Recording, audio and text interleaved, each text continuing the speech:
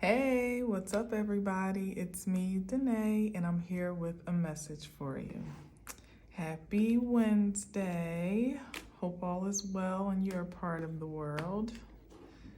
Such is so for me, indeed. I'm having a wonderful day so far. Sun is still shining bright outside and in my heart. I hope the same for you. All right, let's see. Let's get a quick message today. Spirit, what would you like us to know on today? That was a magician, but it was too many cards.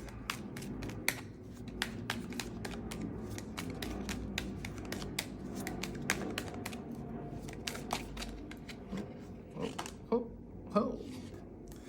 All right, we got the Lovers. Yeah. Nice start. Lovers card. Oh, definitely too many.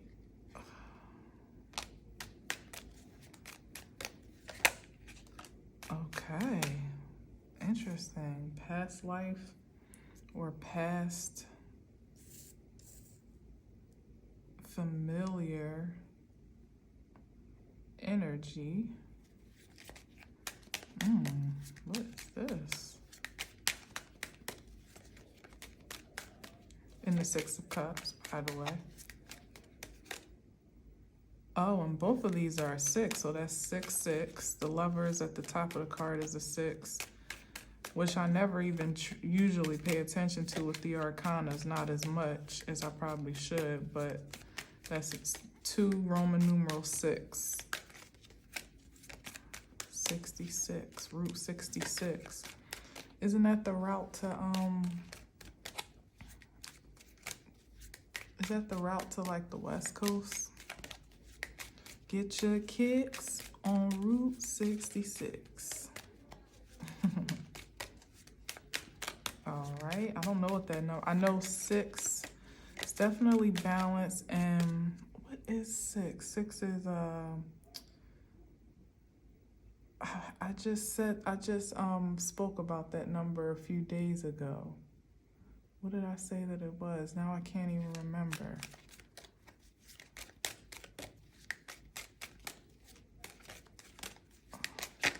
Oh, here we go. He said, somebody say 6? Devil card. No, we wasn't talking to you. That's funny. The Devil card, the Hermit, the 2 of Pentacles. All right, let's see here.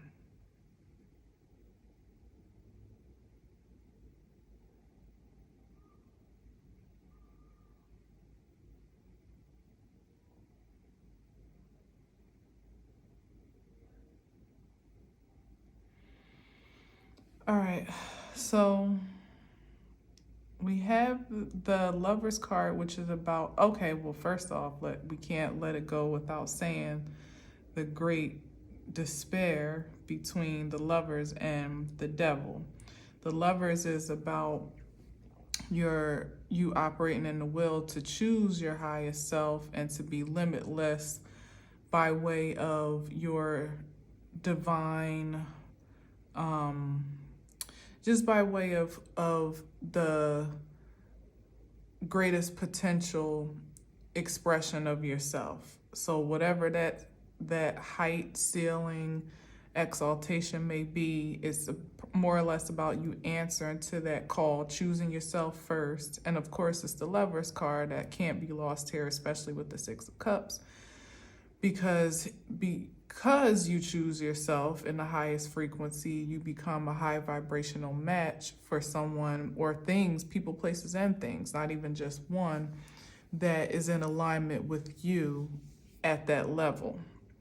So it just begins to cultivate a high frequency of experience of life, a high quality of life experience based on the choices that you make to operate in your best interest, always.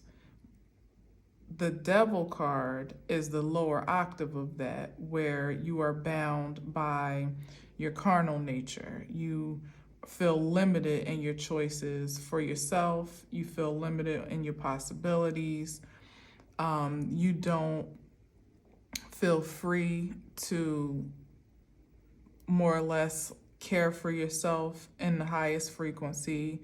You're more or less contained by satisfying and gratifying your physical urges, whether it just be as simple as security and stability being the focus, that you feel contained by, or literally, sensational urges such as sex and overindulgences by way of substance abuse. These are just some of the few, not limited to this, and not, definitely, there's more to it than that. But the devil energy can be representative of so much, but ultimately it's about being limited and feeling limited. Then we got the Hermit card, which is about going within.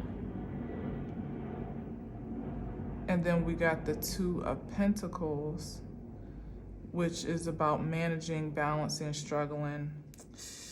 This second row is like tricky, icky, right? Let me see something. The Lovers is definitely, the Lovers and the Six of Cups together feels good, but the Six of Cups isn't always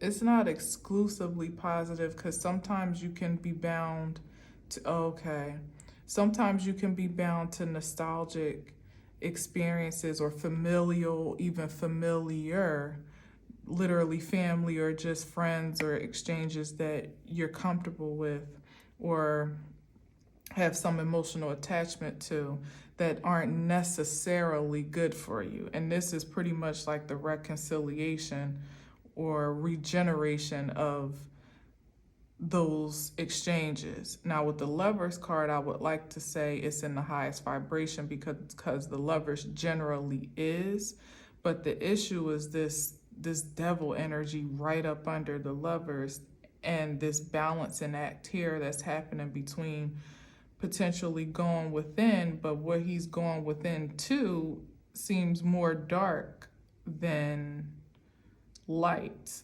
just based on the movement of the cards on this lower level. I don't know, I'm gonna say it like I feel it, but we'll see what comes up. That I feel like this can also be a matter of choice and trying to figure out, trying to balance some ideals, some energy. So it's like there is a choice between a high vibration a high vibrational connection and a lower vibrational connection. Both of them perhaps have some nostalgic essence or some familiar essence, I'll say that. But one is certainly, as it is here, yeah, and with this infinity sign, yeah, this is a return of some past life love experience or expression, and it's calling for spiritual guidance, internal, fortitude to really discern which of the two is most forwarding, because you could choose one and be on the higher vibration of the scale, and choose one that the thing and choose the other and be on the lower end, meaning it's something you could have eternal life or eternal damnation. Like that literally it's like a life or death choice in love is what I'm seeing here. Now there's support and guidance as to what I'm seeing with the Hermit card.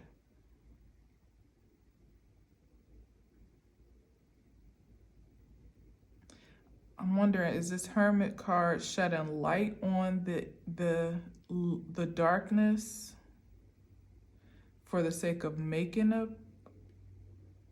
a good decision, a prosperous decision, because one of these is like going to take you into, this is like sweet love, you know what I mean? Like where it's like soulmate energy, these two together is what the Lovers and the Six of Cups is giving me. At the higher vibration, literally on this top tier. But to choose that vibration that may be either a trigger of a past experience that, let's see, for instance, like to make a choice solely on, say, security, like, oh, this person can, this person has a good job or is well off, like they have a nice house, or even less than that, they're just really attractive, you know what I mean? Like on these like almost superficial aspects of attraction, or even something that might be familiar, like a regression to a love that maybe was even a good time on the surface, but at the core of it wasn't really good for you in the end. Like it kind of almost proved itself not to be, like how it is. Basically what I'm trying to say is making the same toxic choice over and over again. Like there's something that's coming back around, and perhaps it may appeal to those carnal senses, those sensual, sensational,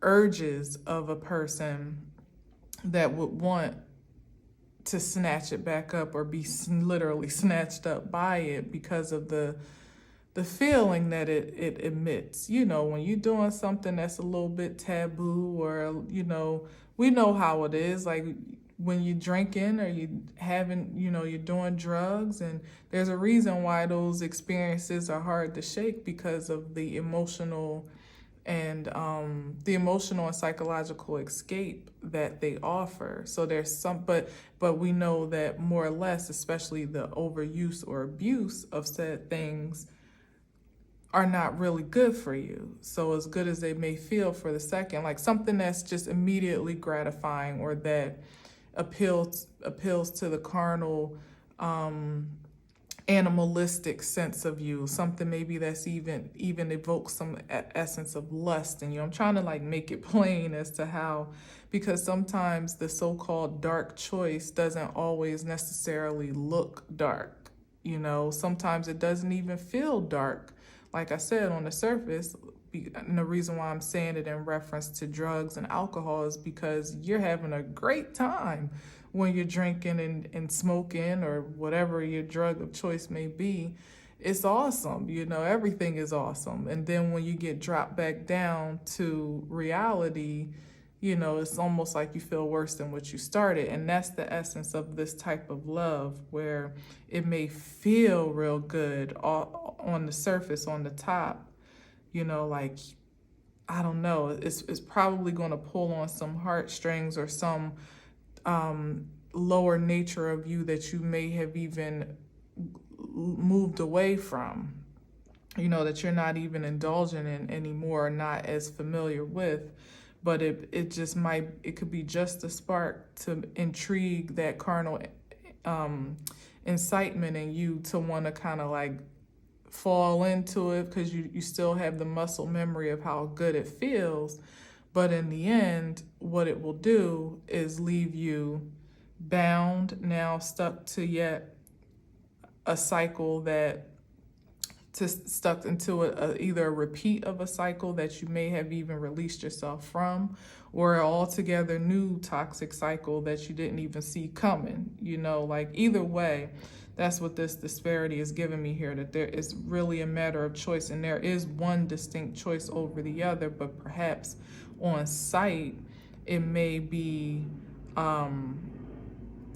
at first, encounter, perhaps, maybe not so much on sight, but at first encounter, it may be a challenge to identify, which is why this guidance is here in the midst of it all, to help make the wise choice. And the guidance is coming from the inside out. So it's not like, some fairy godmother is coming to say, choose this one. This is internal awareness, like going within, searching that inner light, soul searching that space within you that is navigated sometimes from intangible external forces such as ancestors, way showers, guides, angelic realms, God, whatever you consider to be a guiding light and force in your life speaks to you from the inside. So it's really a call to tap into that is all that I'm here to say, because there's some offering here, some proposal of exchange that may put you in a space where you almost feel uncertain about what choice to make. And it doesn't have to be love. It could absolutely just be, it could be anything creatively, because as I've said, the Lovers is about choosing you ultimately. Here's the Empress card, who is empowered to make positive choices. Am I taking that? Yeah, I'm taking that. Oh boy. And then we got the Tower, the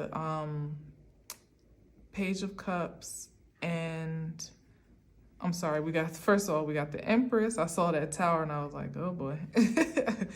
We got the Tower, the Page of Cups, and then we got the Empress. And I said it again. Okay, god dang, what the heck is this Tower about for me to be so sideswiped by it? We got the Empress, the Chariot, the Page of Cups, and the Tower. All right, let's see.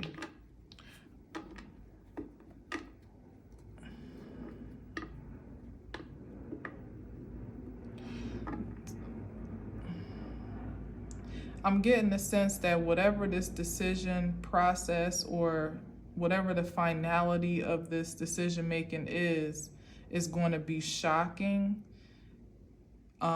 It's twofold. I'm getting that number one is going to completely transform the life of whomever is making the decision, or the lives of those that are engaged in the decision, i.e. if it's just you solo or a partnership.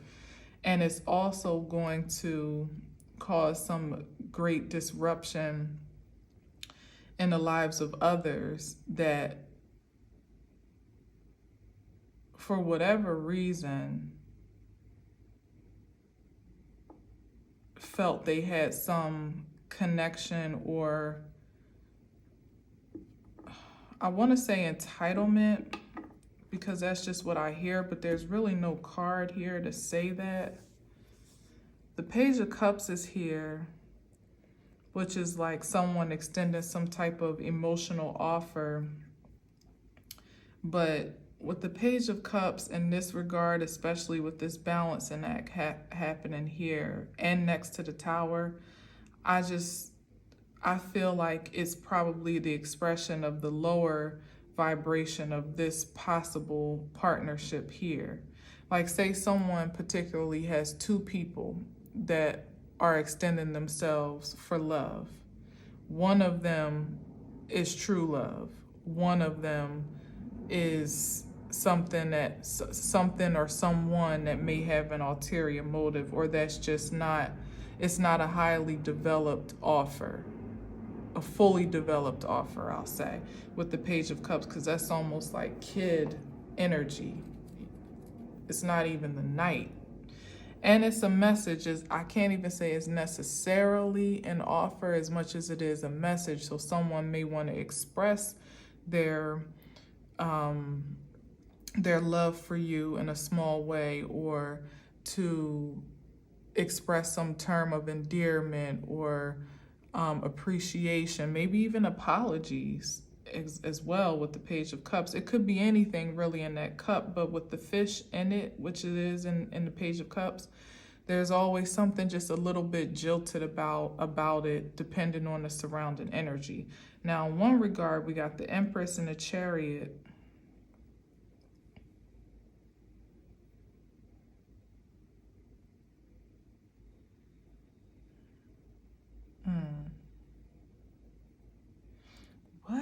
is this?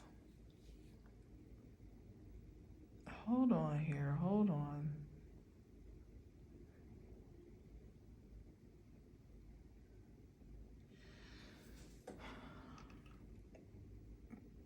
I want to say that this Empress and Chariot card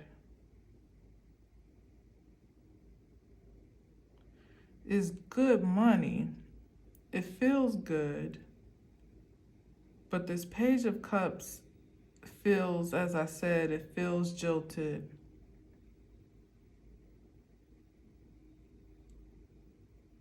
And it's like,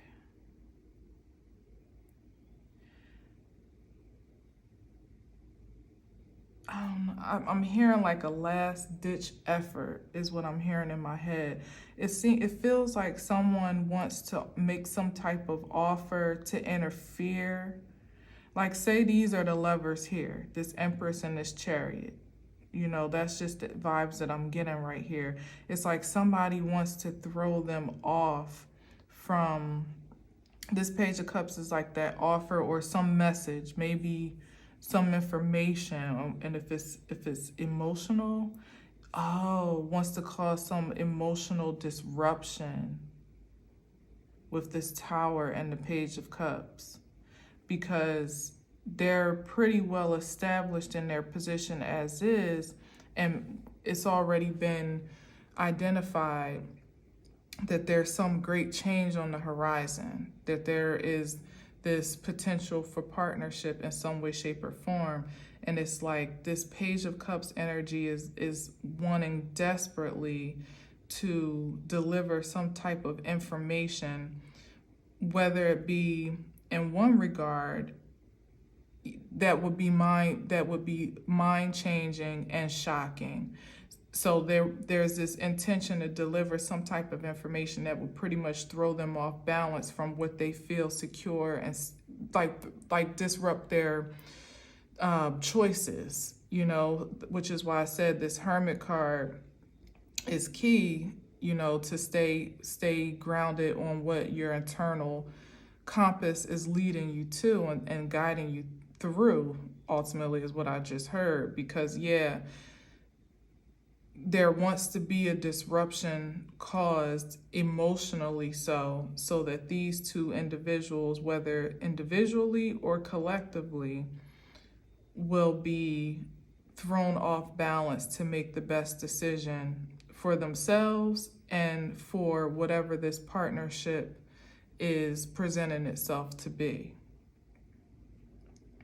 And with the Chariot card, hold on, because sometimes that can be like police activity, and the Empress. And one time earlier, was it this week or last week? I think it was last week, the Empress came out behind the Chariot card, and it was almost like her police escort.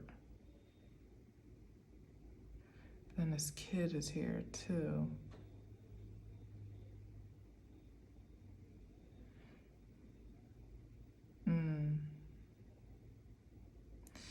You know, today is October 4th, and today is the day that that Pluto alignment is supposed to happen. I think today was like the paramount day for it, where I talked about it in my moon message, where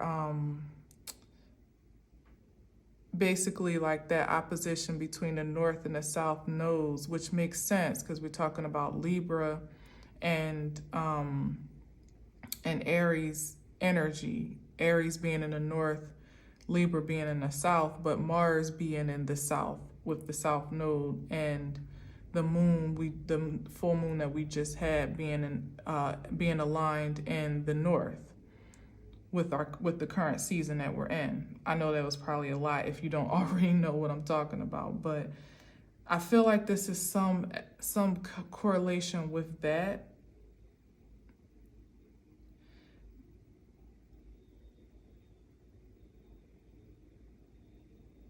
But see, okay, this is a projection. This is a projection, and I'm gonna tell you why. Because today, yes, thank you, Spirit. Thank you, thank you, thank you. Today, I have been in such a wonderful mood, like really for a while now, but today it was on another level. And sometimes, you know, with the projections of the cosmic forecast, you can almost, it is what it is happening universally, right? But how you perceive it and receive it is up to you, and how it plays out, how you allow it to take precedence in your life and to play out ultimately. Now, me saying that this is that day where that alignment is supposed to be a little bit tough, and it's like a this or that. Like either it's going to be a surge of a challenging energy, or a surge of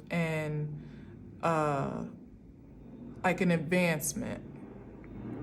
And and that's kind of how this is playing out here in a sense. And even with this, with this infinity card, it's like what you're allowing the aspects of your surroundings to speak to, even on a practical level. But I'm talking about really this heightened surge of energy that's coming from a universal perspective, from a cosmic ordinance, is a matter of how it gets to be magnified in your life. Now, back to what I was saying, I feel like this is a high vibration, but the projection is, and that's why I said last ditch effort, is to almost make you feel like something bad is coming.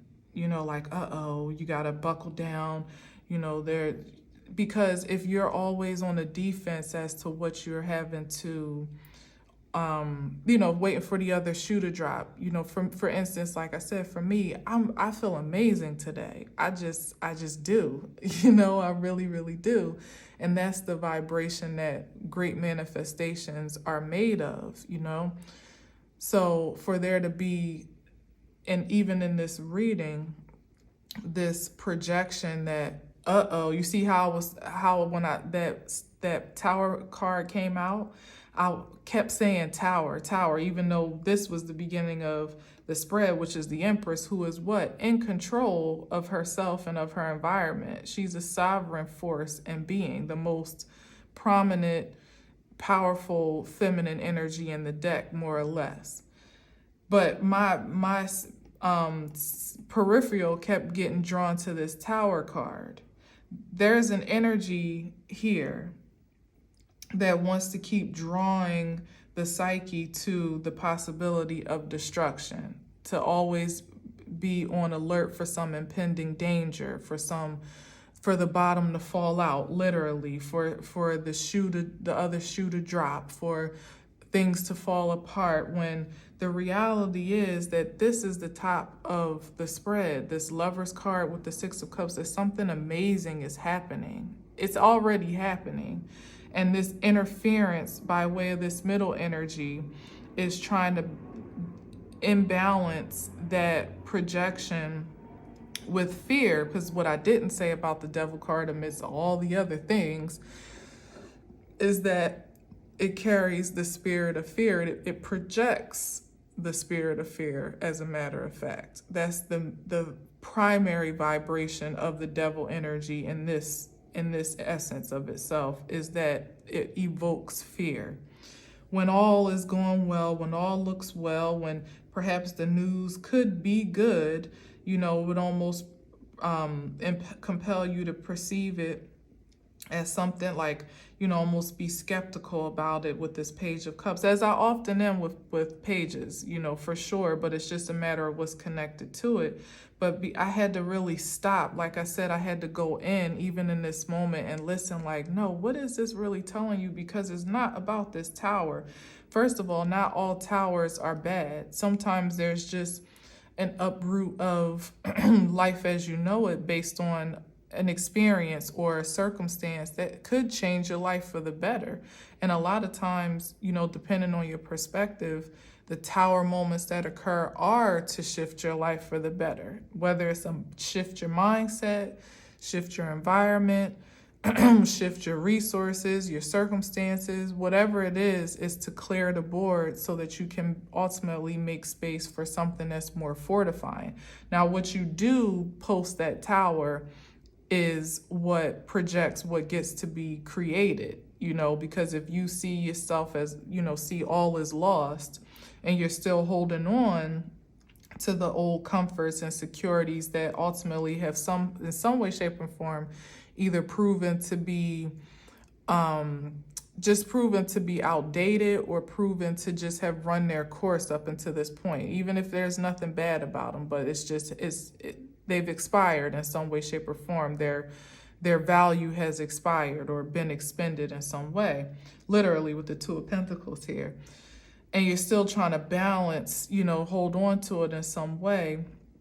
That is what ultimately leads to the detriment of a Tower, where you feel like you're in total despair. You don't have any way to reorder, regenerate your vitality, and you just feel destitute ultimately. That vibration is usually reserved for those that the Tower has been cleared on account of some diabolical investment or persistence. When people are ultimately building a house on quicksand or building it by some diabolical determination, and then it gets swept from under them, it is a little bit harder to really see the forest for the trees or see any silver lining, because you weren't really cultivating a light-minded perspective, a light-minded essence. You were living in the darkness, so it's kind of hard to pull yourself out of it. And I'm not saying that those that sometimes, when sudden changes occur, that people that are resistant to them or not, or don't find them most favorable, are always working in some devil energy, because that's not true. We're human, so when things suddenly shake up, it sometimes is uncomfortable. But how you rebuild, how you regroup and move forward is up to you, and all I'm saying is, in terms of expressing a disparity here, is that it's the intention and the come from that makes the difference. So when you're operating in this spirit of high vibrational expectation, you've chosen your highest self. You're intentional about doing so relentlessly, or as much as you can within your power. So you're in expectation for good, positive exchanges to happen on account of that. Even if everything gets wiped away today or tomorrow, it may be hard to see the hope and the faith of the way forward, but you have far more grounds to believe so, just sheerly based on the fact that that's what you've been sowing into your life and into your surroundings in the first place. Like, it's the expression of things happening for you and not to you. So that if you're manifesting a certain thing and yet something gets taken away, or you get taken away from it, then there's a much more likely possibility that it's for the best of your good and not for the worst. It's probably in some connection to what you're manifesting on a higher vibration as to why it's being wiped away. All that to say, jeez. I want to scratch my head, hit the light, my bad. All that to say, and it was my crown too, at which this is like a crown being blown off. So I feel like it's a mindset that's being shifted here. Like I said about this, yes, thank you, Spirit. It's the mindset of fear and the mindset of almost being afraid to live a life of great expectations, because experience has almost conditioned you that every time something good is happening or something good has happened, you can almost always account for the fact that there's something negative that's going to counteract it.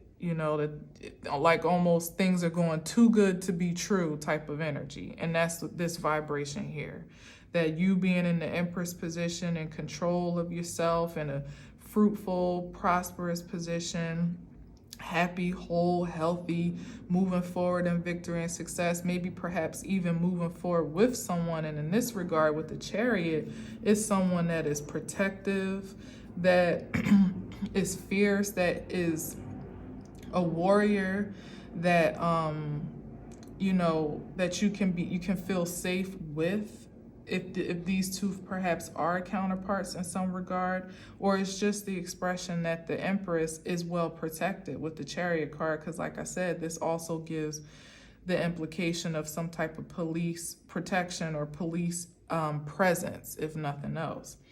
And that any offer that is being made first has to come through that channel of protection. It's like, you know, you can't just get to the Empress, you can't just walk up on the Empress, you know, so that you don't even have to be worried. That's why the Empress in this regard, how it's measured here, can feel secure in her own skin, because there's like a hedge of protection, a layer of protection around her that would ultimately filter anything that's coming through to be for her highest good, you know. So that if this Page of Cups is good money, then it'll come through, you know, it'll pass through this outer layer here of protection.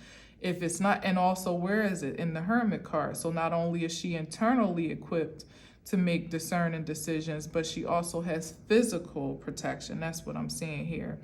And then if the Page of Cups is not on good time, not on, you know, it's not good money, then it'll be dismissed accordingly. And she won't even have to worry about, you know, regarding it one way or the other. It's like literally being a kept woman, you know, as the Empress, like having no worry at all, you know, like being surrounded by knights and, you know, I'm thinking about it in medieval expressions, but the Empress in real time could be someone that just has great security, or like I said, singularly has a great partner that truly covers her. You know, when you're in a divine partnership, you cover each other in a sense. You know, the Empress in some regards is more like an internal covering, because we, as women, we kind of have more of that psychological substance, you know, secured,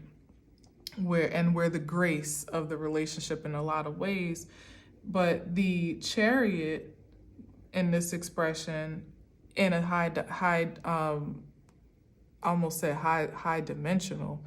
vibrational connection, is one that, you know, like I said, really adds that value of security and sanctity in a relationship for the feminine to just be who she is naturally. You know, that's the essence of a truly balanced divine partnership or sacred union, is that each can operate in their own function of femininity and masculinity respectively, and securely, soundly. You know, nobody has to veer into the other's role or characteristics unjustifiably. Like per se, when you have, say, a single lady, single mom, even for that instance, who has to play both roles, or a single dad who has to play both roles, and you don't really feel grounded, you do kind of always have this idea that something is always imbalanced, because there's a part of you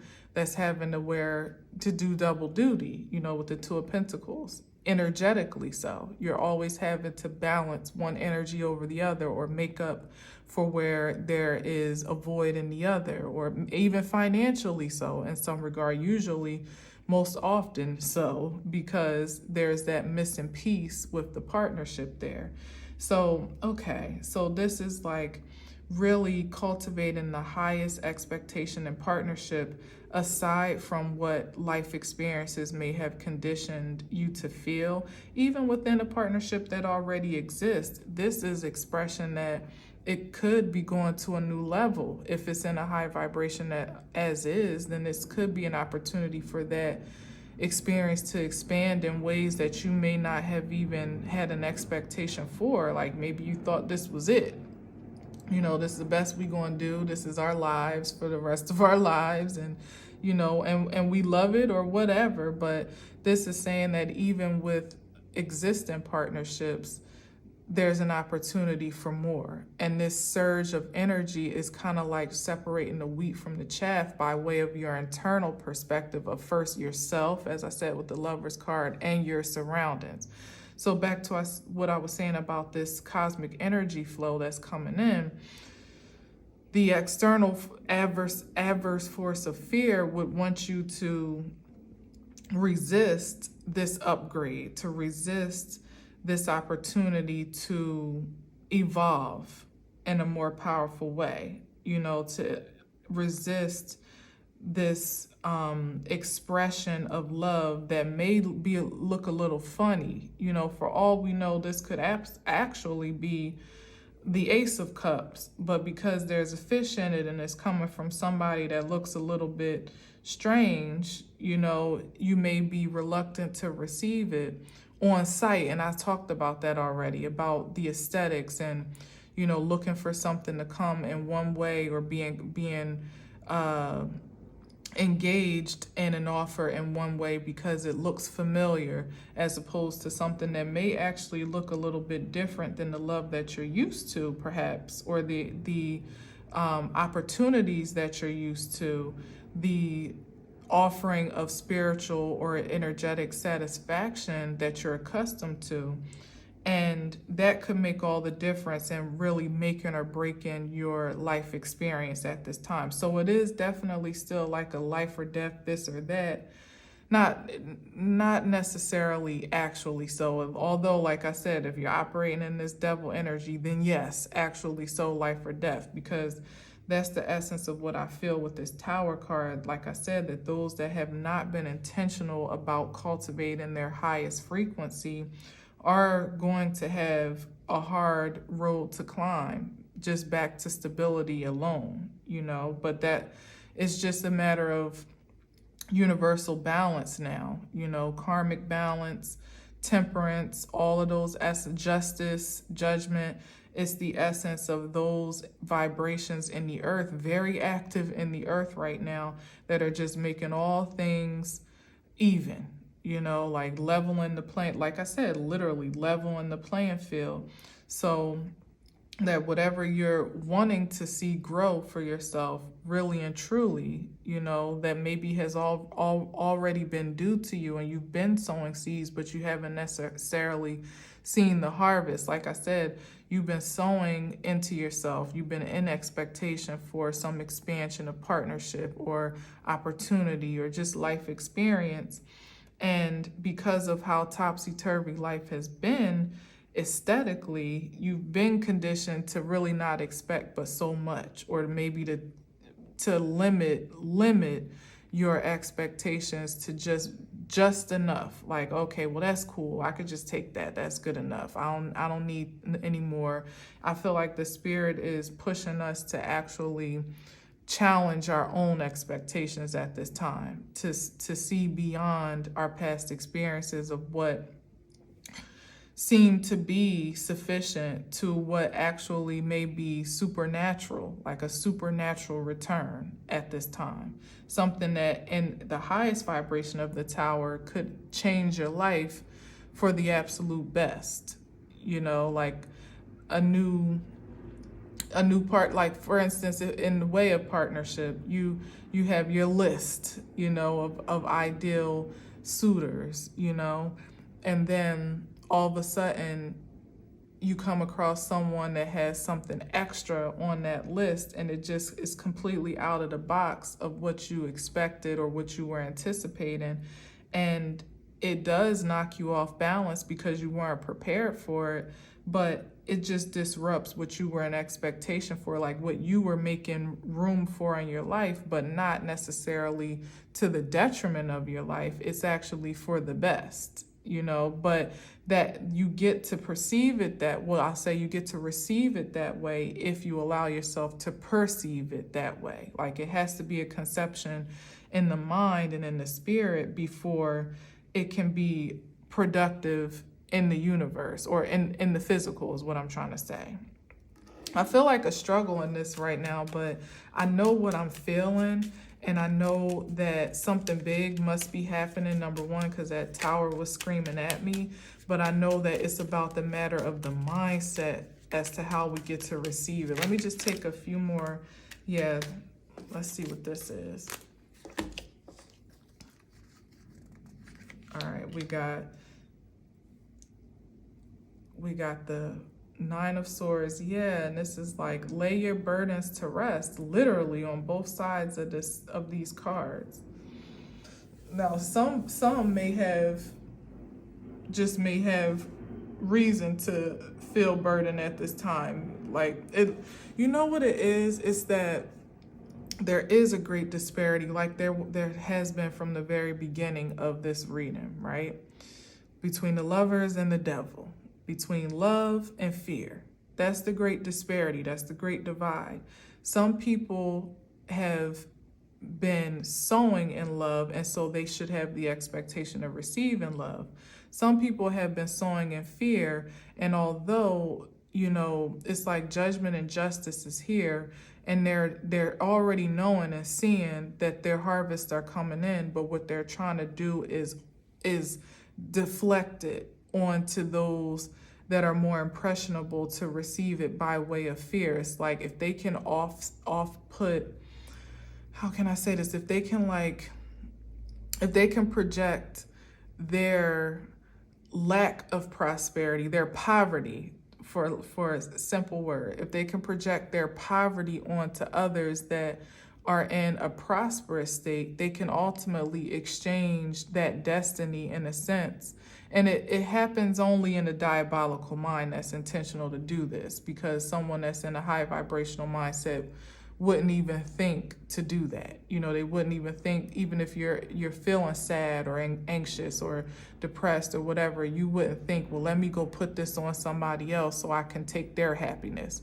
But people that live in this diabolical state of mind, as would with the devil energy, live off of that exchange. It's like vitality vampirizing, like a vital vampire, so to speak, where they're in sleepless nights based on the things that they've ultimately invested in the universe, because they know that first of all, their old tactics are being laid to rest, and things that they were able to do before by way of kind of like self-soothing and gratifying those urges on a darker, from a darker sensation, are not really working the same. Like there has always been this exchange of fear for love out in the universe, but it's not really working. Like I said, this shift in the cosmic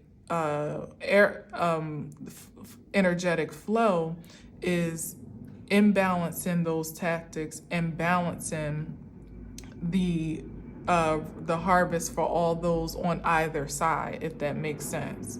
So what used to work before in a diabolical sense doesn't yield the same results anymore, literally. See, with the Two of Pentacles, it doesn't, those that used to go within to do exactly what I said for these dark reasons, to exchange those toxic vibrations for light vibrations, are being stopped dead in their tracks. Like some people, like I said, life or death, some people literally being laid to rest. And because that's being seen in those inner circles, it's known like, oh shoot, this don't work no more. We can't do what we used to do. That's not, and it was a very physical thing, but it also was mental as well. And now it's causing a lot of great burdens and despair, like a lot of, it's been a lot of pressure on those energies to either figure out some new way to operate, some new action or advancement to secure their own, not only just their own prosperity, but even their own vitality at this point, because tower moments are happening all over the land on account of how people have been sowing, So as I said before, someone that's been sowing in a dark nature is finding it much harder to kind of pick themselves up and dust themselves off from this Ten of Wands, because it's like all the pressure that all the energy ultimately with 10 Wand energies the Ten of Wands card, all the energy that they've expelled is now coming back to them, and they're having to deal with it one way or another. And it's hard to deal with. They only know those old tactics of projection and deflecting. So they're trying, that's what this energy is. That's why it was so hard to get through this, because they're seeing the disparity in the value of those that are experiencing these new elevated,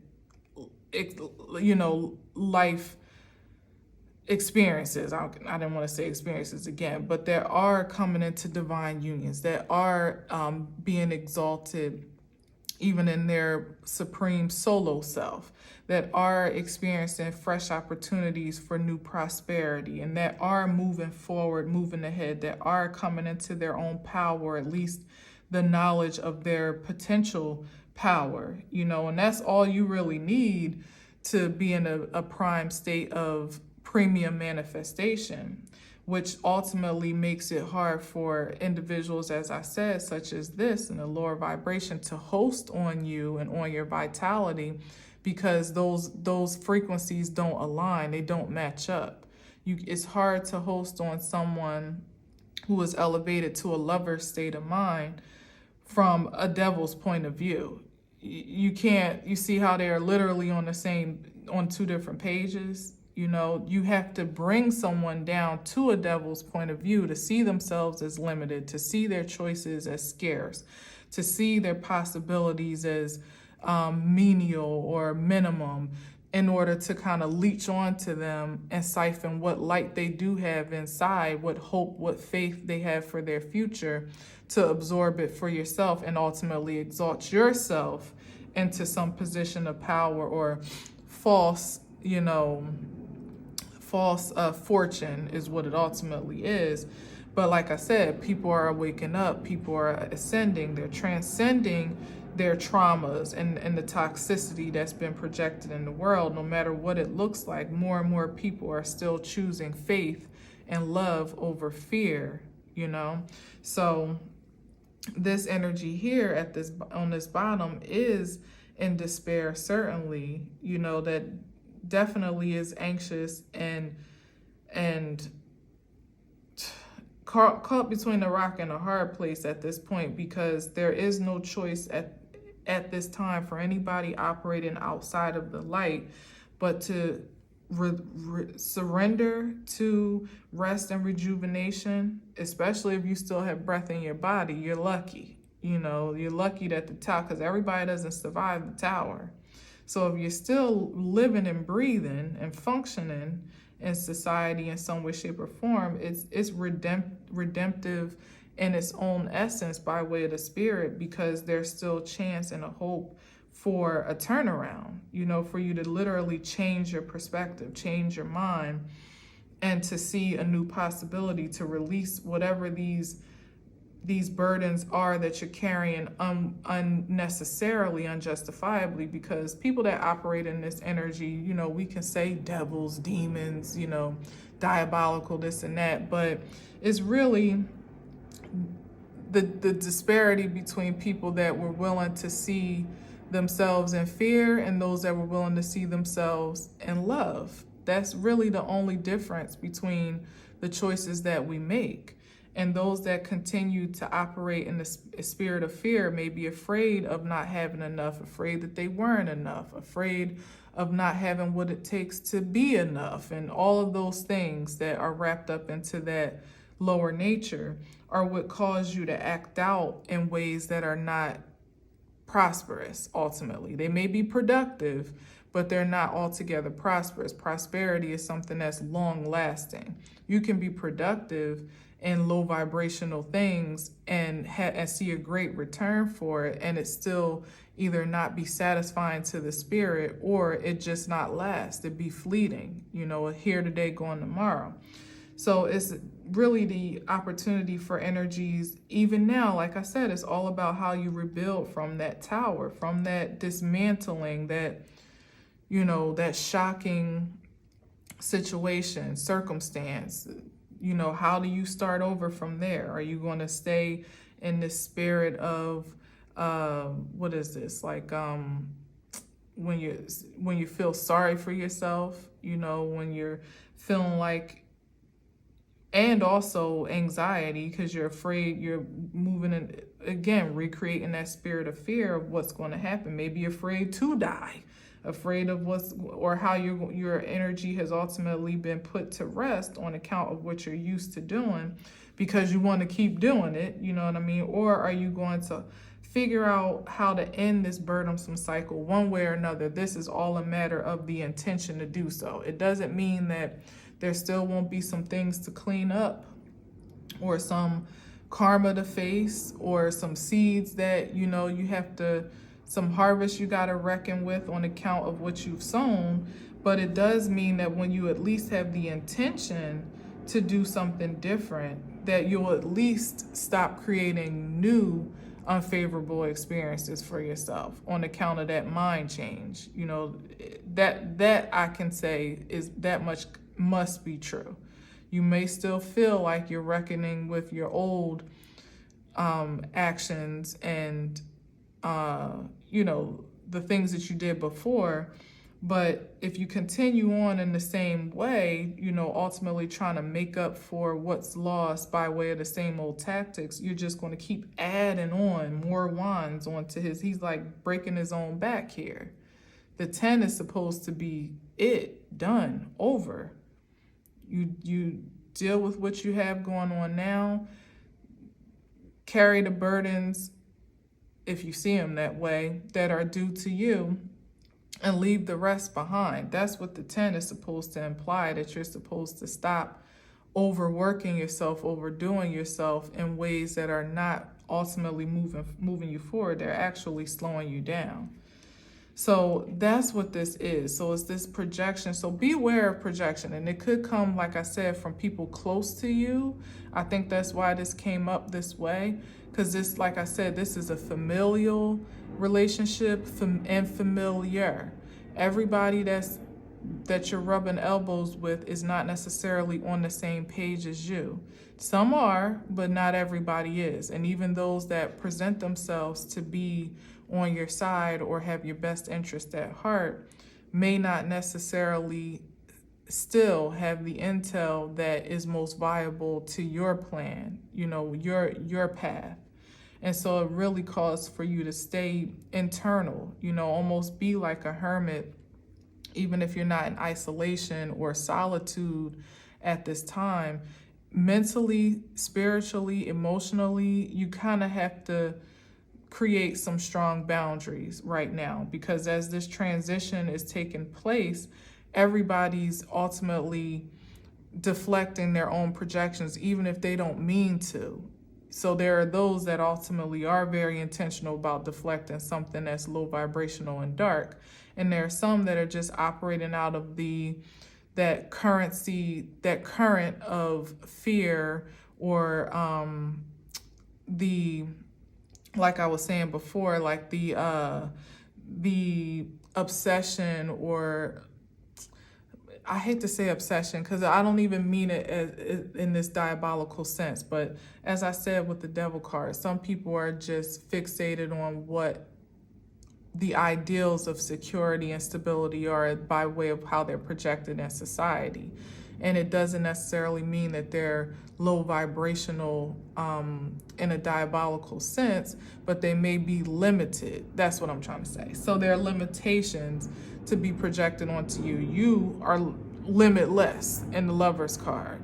You may be surrounded with family or friends or coworkers or in a neighborhood or in some environment that you frequent where the limitations are thick and you have to somehow still allow yourself to be lightweight and lighthearted and light in spirit amidst that type of environment, if you can't escape it altogether, which I definitely, with the Chariot card, do recommend for sure. But there's a charge to ultimately keep your vibration high in an environment that is prone for the lowest vibration. It's primed, ready. It's created to contain the lowest vibration as we know it, by way of society, the world, our cities, our states, like I said, sometimes our family and our friends. And again, I just want to reiterate, because I'm never trying to be, I'm never trying to be rude, especially to those that don't mean to operate in any type of dark function. It's not always limited to like demon with the horns type of energy, which we know is fictional anyway and fantastical. It's about the energy of limitation. So if you subscribe to a certain level, like in this reading, for instance, how I came into it completely happy and footloose and fancy free. I still feel good, by the way, but this reading almost brought me down just by way of this projection of the possibility of a demise, just the sheer possibility of it. When that's not even my story, I don't receive that. I know my expectations are high in this season for a reason, because I am worthy to receive an exuberant experience of life, because that's what I've been creating. I haven't always seen the fruits of that labor up until now, but I know that those seeds are well planted. So it's only a matter of time before the manifestations harvest in full bloom. So to be confronted with an energy such as this, it almost made me question that position of power and authority, and that projection of forward movement in a successful way is exactly the contention that I'm speaking of. And it could be something that's coming, as I said, from those universal aspects that are in play right now, where you're having to almost wrestle with your north and south node, your higher and lower vibrational self, as to what truly is going to win. Who are you going to step? Are you going to be in the Lovers in energy or in the Devil energy in your life? This is the choices. These are the choices that we're making in real time, but it's happening more so by way of your mentality, how you're choosing to see your circumstances, and then how you're choosing to respond and react and be proactive on account of it. This is do or die. It is. But it's not, I'm not projecting that in the sense where you need to be afraid of it. You just need to cling to what you've already been sowing. You've already been sowing something. Now those that haven't been sowing in the greatest way, they have the challenge, because they're having to plant new seeds and learn how to harvest in a new way that's foreign to them, or at least hasn't been functional. They haven't been functional in. But if you've already been putting good seed in the ground, there's no reason to fear at this time. All you got to do is keep cultivating. All that to say is that's what I think I was trying to say. No need for anxiety. Stay in a space of rest, rejuvenation, and meditation about what you've already been manifesting. Release the burdens that are not justifiably yours. You don't have to carry anyone, anything, or any place on your back. You don't have any responsibility or accountability to anyone but yourself. So you just take control of that as you're divine to do so, nothing more, nothing less. And now let's see. And what did I say? Justice. And what's on the top? Oh, that's interesting. The King of Wands in reverse. Now that card had to be flipped by mistake, because none of my cards are upside down. That had to be flipped by mistake. But of course, there really is no mistake. So why is the King of Wands in reverse? It just can't be. There's no way. There's no way. It has to be projected. I'm sorry, I'm scratching my eye right now. My right eye.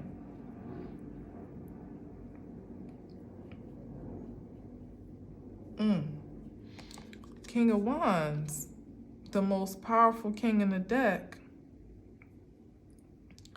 Why are you reversed? I'm almost positive I did that when I was picking up the cards, but it still calls for a pause right now, so I'm sorry to delay what I thought was going to be the end of this reading. Maybe on account of burdens that are still being carried. because the King of Wands knows how to take action, right? Like I said. So if you're still carrying burdens that don't belong to you, that would be a cause for you to be upside down, for you to not be in your upright position where you're in control, your ambitions are pure, you're free of, you're free of lust, you're moving in pure passion, not perverted passion. I'm still astounded by that. That bothers me. You heard that horn? Let me see something.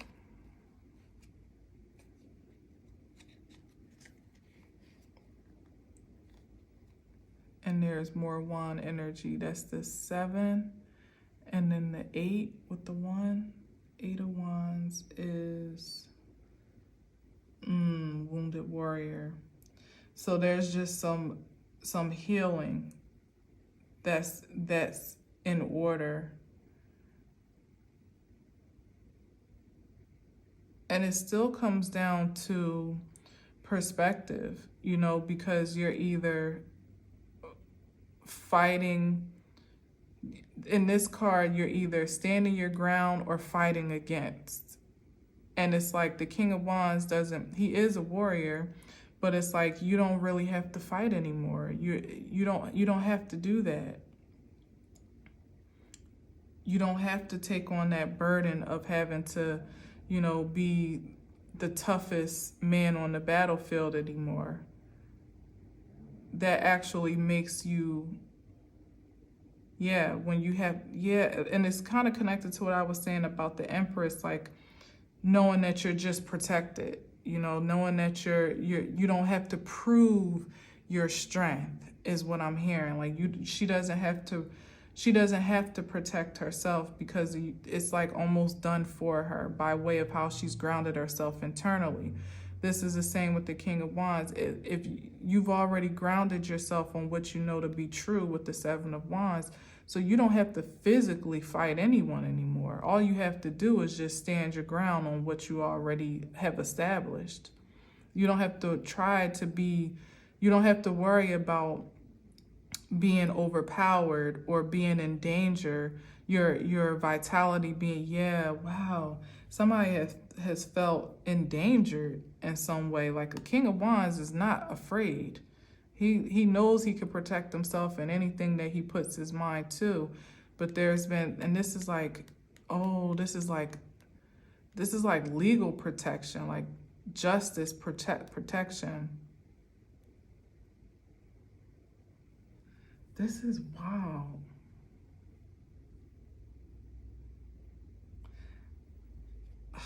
I want to end, but I don't want to end here because I feel like there's something more to know about this King of Wands. Let me just see something real quick. Justice, I got you.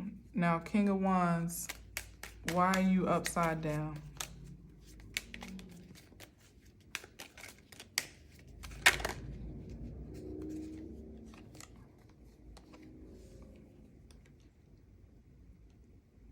King of Wands is rejecting love or rejecting himself or feeling rejected. It's a projection, dude. Don't believe it.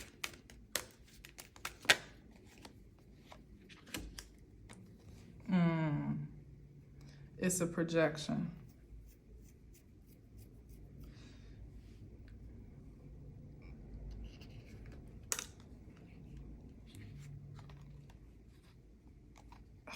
It's a projection. The King of Wands is like the most powerful king in the deck, is ultimately being mentally manipulated to feel stuck out of his true element, you know, to feel helpless and to feel unprotected, maybe even endangered.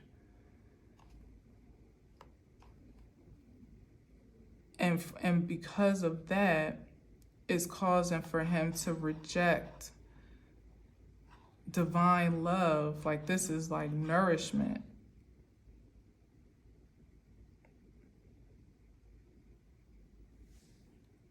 Yeah, it's a projection. So I have faith that it won't prevail.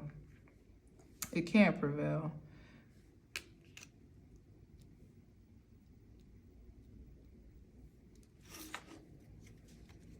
Six of Pentacles and the Queen of Wands. Yeah, it's not gonna prevail because it's just out of order. So it's, well, you know, in the end, we all have our choices, right?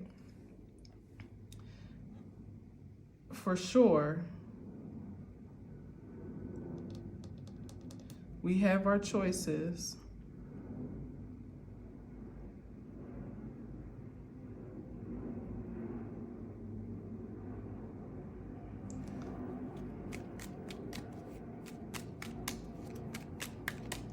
Even this is a projection. It's crazy. This energy is like, it's going so hard. And it just says to me, that's how you know something good is happening, because you gonna infiltrate the reading to cause confusion. That's crazy. That's how you know you lost. Like I said, yeah, it's balanced. All things will be balanced equally as they were ordained to be so.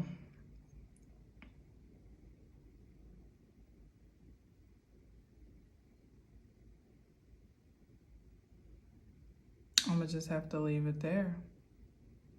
And that is the faith of it all, to just believe. Like I said, no matter what it looks like, you know, because the King of Wands, like I said, is not supposed to be upside down. First of all, hardly ever have cards upside down. And number two, I just know that it was like, you know, sleight of the hand type of thing, that it somehow became upside down when I put the cards back. So even that projection of what it appears to be is exactly what I'm saying. It's like, it doesn't align. It doesn't. Hey, what's up, everybody? I'm back. So first off, the video cut off because I had an alarm set and it just stopped my video. And then my groceries were on the way, so I couldn't jump right back into it. So between the last time that I was here, where I left off in the reading, to now, a lot has transpired. I even considered, like, altogether, like, scrapping this reading because I felt just so imbalanced and off-balanced transmitting it, that I just wasn't sure if it was something I wanted to put out. The last thing I want to do is release any confusing transmissions, because we got enough to contend with. Now, that doesn't happen typically. I usually just release whatever comes up, and usually it makes sense in some regard or another. But I really was tempted, and by the way, in between that time, I also lost a nail or lost the polish on my nail on account of putting away the groceries. So please just act like you don't see that. And maybe you didn't if I didn't say anything. But anyway, I left the cards just as they are. I haven't even come back into this room since I got up from this table. So there's that, believe it or not. But what I did do is I watched the reading back. And I'm pretty okay, even though like there was clearly some tug of war going on there energetically for me as to how I was transmitting what I was feeling. But I feel okay releasing the message, which is why obviously you're watching it now. And when I did watch back, I did see that when the cards fell over, I just put them back on top. So in fact, the King of Wands was put upside down on the deck because of me. That I was able to confirm, so I know I'm not crazy. So that's the truth. But when I was looking back, where I want to pick up at really quick, I'm not going to belabor this point anymore, is that first of all, when I said the eight of, where was it? Oh, now I don't even have that card up anymore, but I think it was the Seven of Wands and the one that the king is holding is an 8, and I said that's wounded warrior. That is not. That's the 9 is the wounded warrior. So scrap that.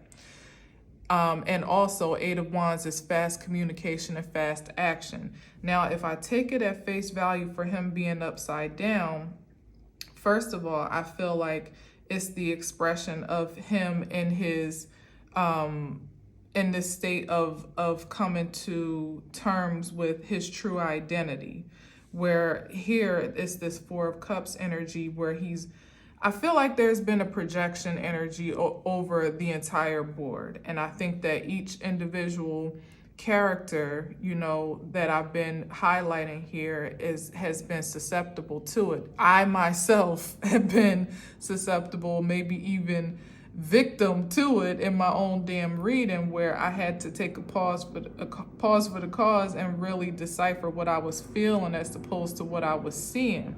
And there's some projection that's being presented to him that he's missed some opportunity to be the King of Wands that he's ultimately destined to be. Like I said, he is upright.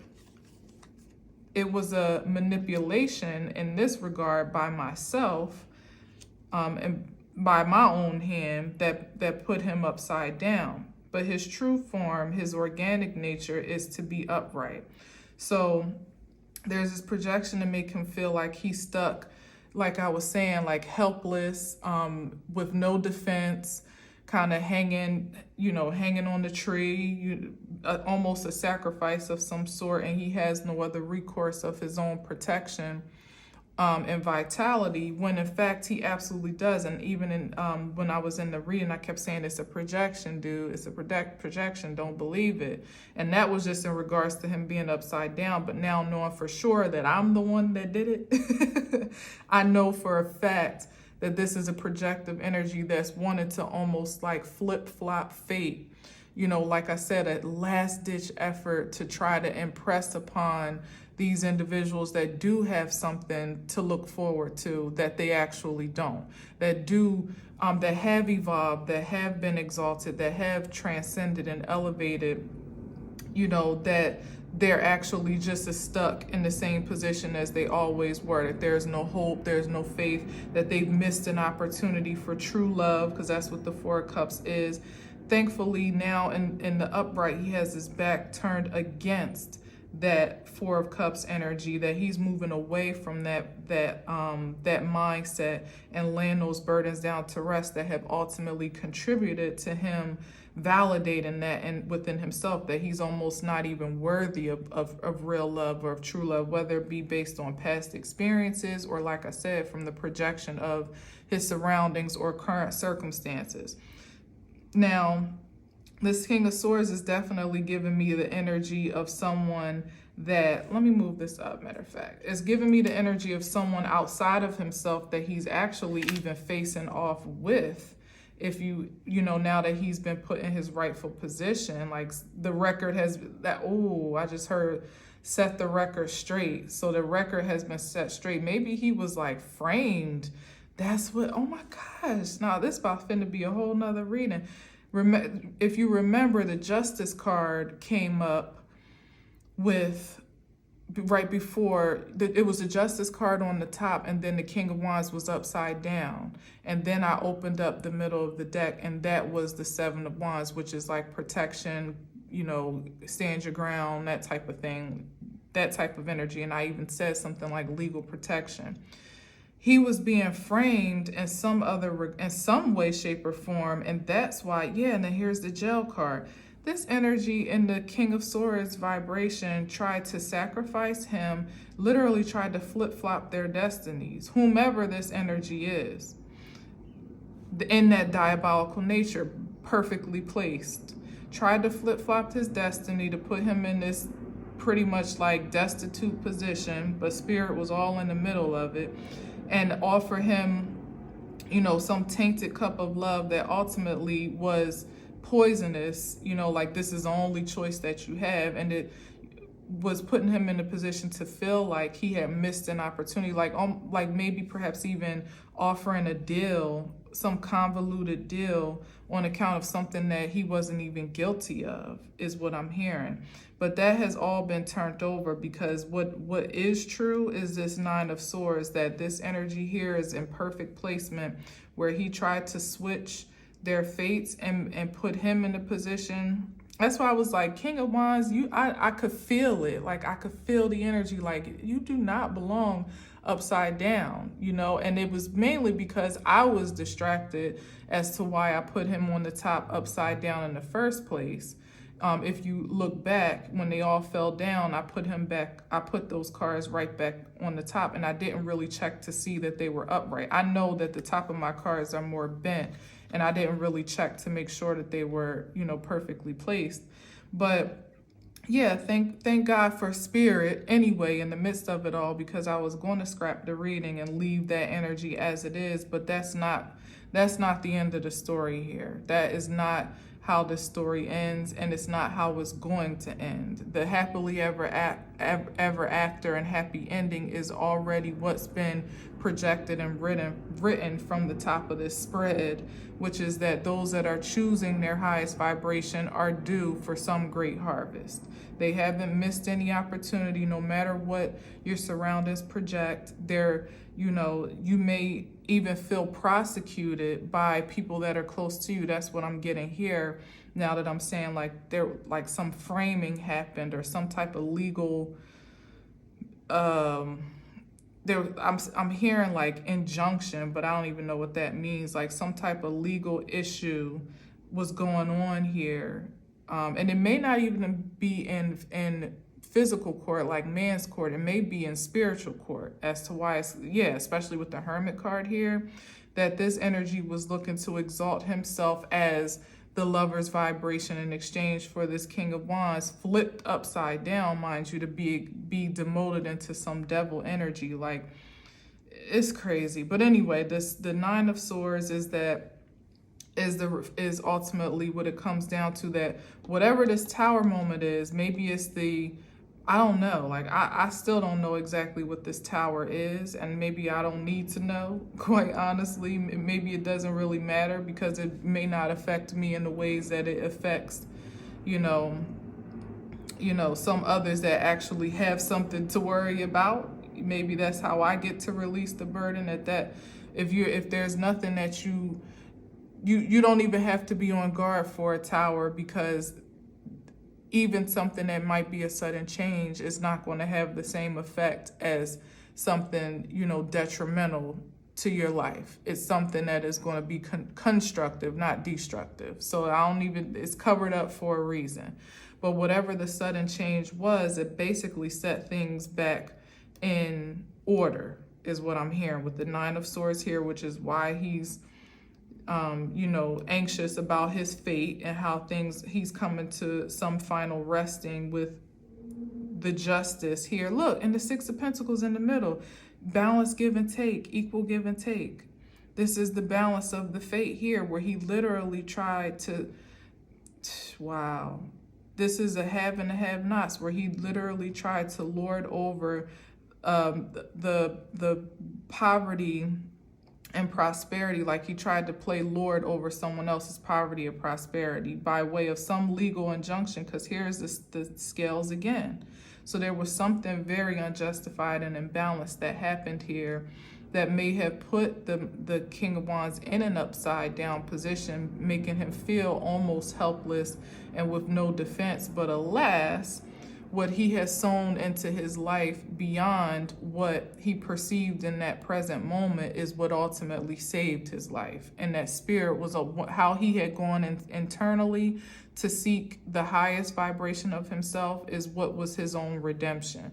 That's the disparity between these two characters. Clearly, this person's been operating in the lower nature. This person's been subscribed to a higher vibration, and this is how the fate plays out. This is how it plays out, that there's a balancing, as I said, between them all. So, and now here's victory and success. Now, I told you I didn't touch these cards, so this is the bottom of the deck as it is now, with the end of the spread here. Victory and success, Six of Wands, leaving chaos and confusion behind, moving ahead after some great feat has been overcome for sure. And let's see what's on the top. I only want to see the top. The end of this, the Ten of Swords, just like the Ten of Wands, is the end of this deception. It's the end of this, what was it? It was a sabotage. It's not only is it the end of the externally imposed sabotage, but it's also the end of this King of Wands by way of the King of Swords, mind you, or whomever he's attached to.